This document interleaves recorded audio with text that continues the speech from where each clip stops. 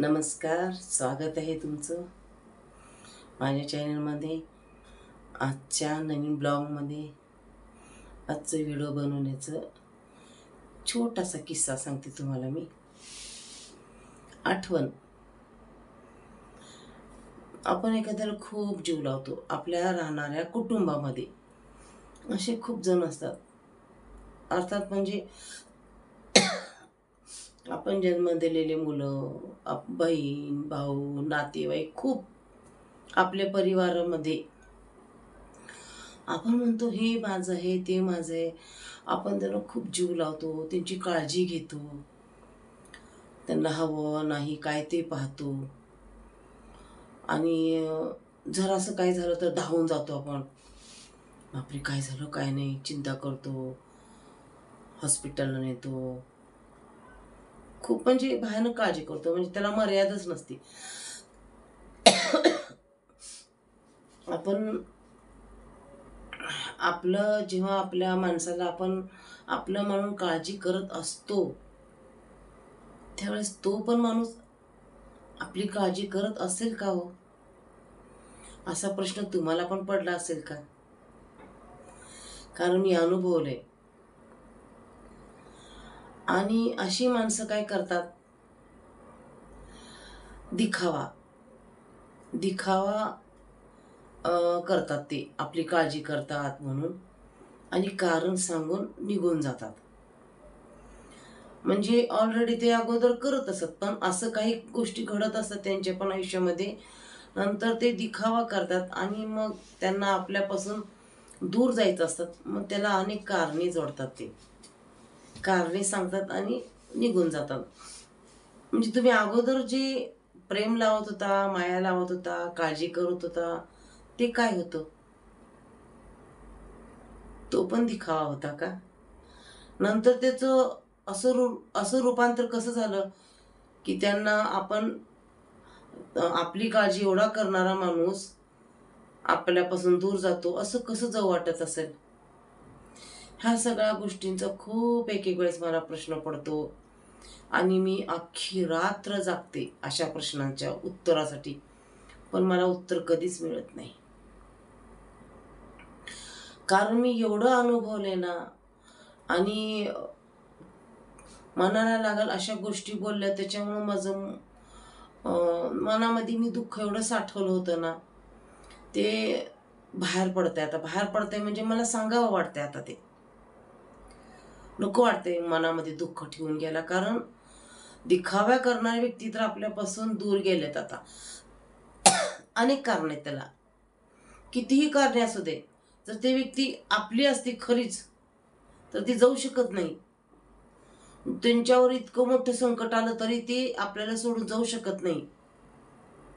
दिखावा न करणारी व्यक्ती. आणि दिखावा करणारी व्यक्ती सोडून जाती, त्यांना खूप कारणं सापडत असतात. खूप म्हणजे छोटी छोटी गोष्टीला पण कारणे सापडतात. तुम्ही तेव्हा असं केलं, तुम्ही तसं केलं, मग असं का केलं, तुम्हाला हे कळतं का असं करायला. म्हणजे ते आपल्याला शिकवतात, आपल्याला शिकवून जातात ते. ही अशी परिस्थिती आहे. तर तुम्ही पहिल्यापासूनच आपल्यासोबत दिखावा करते त्या व्यक्तीला अजिबात माया लावू नका, प्रेम सुद्धा लावू नका. खरं सांगते तुम्हाला मी. कारण ती व्यक्ती गेल्यानंतर आपल्याला खूप मोठं दुःख होतंय आणि आपण उगीच त्यांच्याविषयी दुःख करत बसतो. त्यांना आपल्याविषयी काय देणं घेणं नसतं, नातं सुद्धा नसतं ठेवलेलं त्यांनी. कारण एक दुश्मन सुद्धा जेव्हा आपण सीमेवर जातो लढायला, एक दुश्मन समोरच्या दुश्मनाला जेव्हा मारतो ठार, त्याच्यापेक्षाही दुश्मनी बनती. विचार करा, एवढा मोठा दुश्मन बनून राहतो तो आपला. एकेकाळी आपल्यासाठी धावून येणारा, संकटकाळी म्हणा किंवा काळजी करणारा माणूस, दिखावा करून आपल्यापासून कारणे सांगून दूर जाणारा, तो आपला दुश्मन बनतो. त्याला सुद्धा खूप कारणे आहेत. असं असते. म्हणून नात्यामध्ये पहिल्यांदाच दुरावा ठेवत जावा. ज्याचं त्याला नातं तिथल्या तिथंच पटवून देत जावा, जेणेकरून नंतर तुम्हाला वाईट वाटणार नाही आणि मनामध्ये तुम्ही कुढत बसणार नाही. खूप दुःख असतं हो माणसाला. अक्षरशः ना, तुम्हाला सांगते, मला अख्खी रात्र मी झोपत नाहीये. मला जागून जागून जागून पहाट झोप लागते मला, असं होतं मला. मला त्याच त्याच गोष्टींना कितीही काढून टाकलं ना, सतावते ती गोष्टी, मला त्रास देतात, भडीमार करतात प्रश्नाचा. असं का केलं असेल, असं का बोललं असेल, काय गरज होती का, काय चूक होती का आपली, कशी काय अशी चुका केल्या, असं वाटतं एकेकाळी. आणि आपण हरवून जातो त्याच्यामध्ये. कसं काय असं घडलं असेल, असं घडू शकतो. आता काय काय पण घडायला लागले म्हणा, पण काय हो, पहिल्याची पण माणसं होती, आताची पण माणसं आहेत. पहिलं तर असं काय एवढं एवढं विशेष घडत नव्हतं आम्ही लहान असताना, असं नाही. आपण जीव लावलेली व्यक्ती ना कधीच सोडून जात नव्हती. मैत्रिणीत सुद्धा नातं बघा, मी जिथं मैत्रिणीचं नातं जोडलं तिथं जर तिच्यामध्ये दिखावापणा नसेल तर ती माझी शेवटपर्यंत मैत्रीण राहते. आणि तिच्यात सुद्धा दिखावापणा असला ना, ती सुद्धा कारणे सोडून निघून जाते. काय काय अशा घटना घडतात की आपल्याला कारणे सांगून निघून जावं लागते. कारण काय काय गोष्टी आपल्याला पटत नसतात, त्या आपल्या त्या अवाक्याच्या बाहेर असतात त्या गोष्टी, है ना. साधारण आयुष्य आपण जगणारा माणूस, काही काही गोष्टी पटत नाहीत आपल्याला त्या, असं असतं. आता यूट्यूबर सुद्धा बघा, आम्ही यूट्यूबर कसे बनलो, स्ट्रगल करून बनलो, मेहनत करून बनलो, पण काय काय पटकन पुढे जातात. त्यांच्यासारखं आम्हाला जमत नाहीये पटकन पुढे जायला, सुचत पण नाही एवढं. काय काय ना खूप सुचतं त्यांना, व्हिडिओ कसे बनव, कसे पुढे जाईल, काय सांगावं काय नाही, ह्या सगळ्या गोष्टी त्यांना जमतं, पण आपल्याला नाही जमत ते.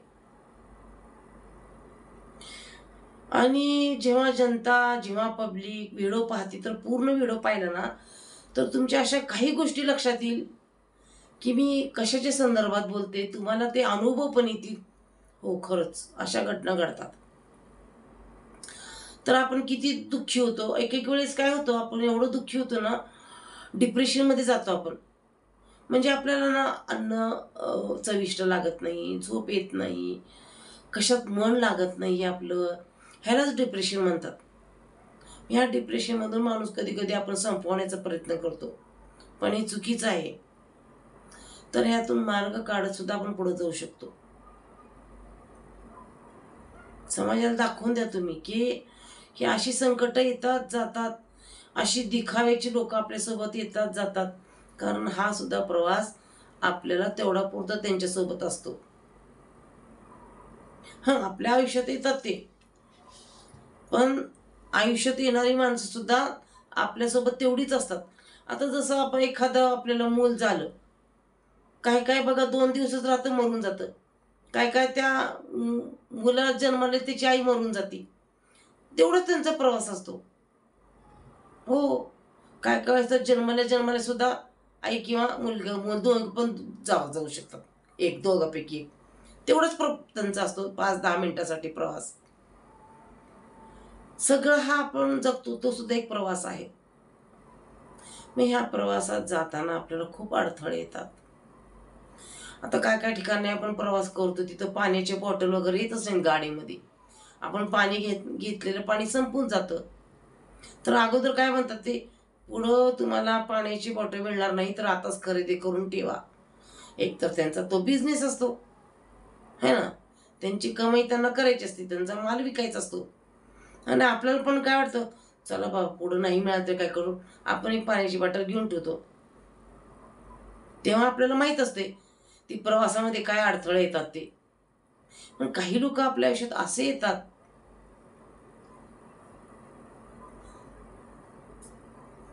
तेवढा पुरतच प्रवास असते, अनेक कारणे सांगून आपल्याला दुःख देऊन, त्रास देऊन निघून जातात.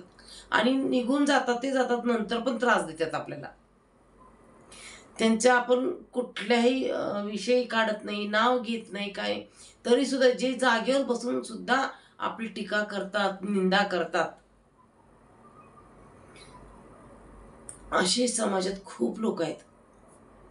त्याच्यामुळं काय व्हायला लागलंय, आपलं जो समाज आहे तो खुंटत चाललेला आहे,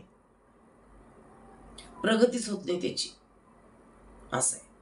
कारण तशी खूप लोक आहेत.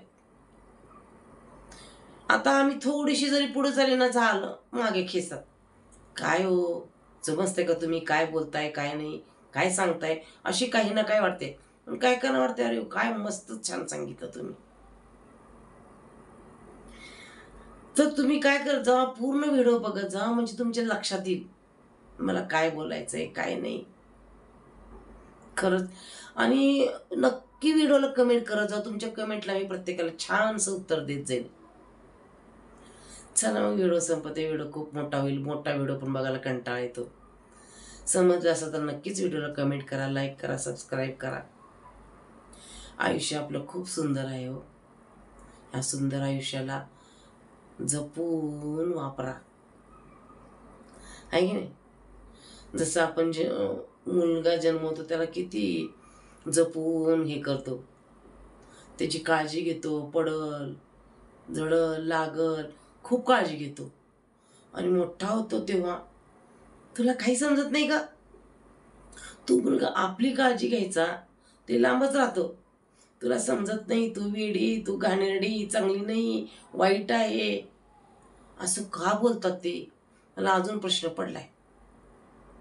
त्यामुळं माहीत असते आपली आई कशी असते, तरी सुद्धा मुलं असं आईला बोलतात. चला, ह्या गोष्टी संपणार नाहीत, कधी संपणार नाही. हे जेव्हा आपण तिकीट काढलं वरचं, तेव्हाही आपल्या सगळ्या गोष्टी आपल्या संपल्या नसतात आणि काही प्रश्नाला उत्तर नाही, कधीच मिळणार नाहीत आपल्याला उत्तर काही प्रश्नाला. तर प्रश्न हे प्रश्नच राहू द्या, ज्या प्रश्नाला उत्तर नाही ते प्रश्न तशीच राहू द्या. चला, जय महाराष्ट्र.